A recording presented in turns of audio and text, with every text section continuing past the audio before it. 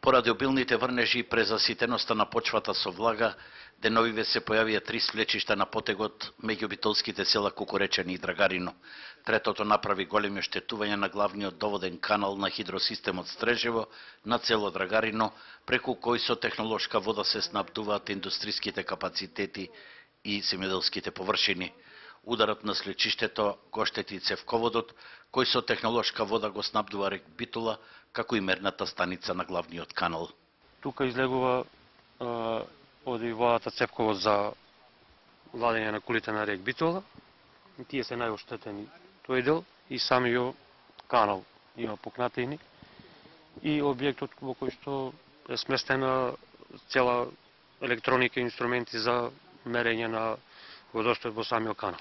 За да не се прекине работата на рек Битола, веднаш беше активиран стариот цевковод, а деновиве технолошка вода ќе добијат и другите индустријски капацитети, кои сега се напојуваат од градскиот водовод.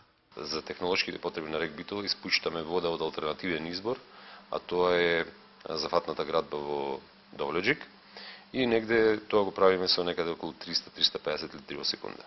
Значи, напојувањето на вода за рек Битола не е доведено прашање, тоа се одвива континуирано, а за индустријата планираме тоа за неколку дена да се воспостави редовно напојување со технолошка вода.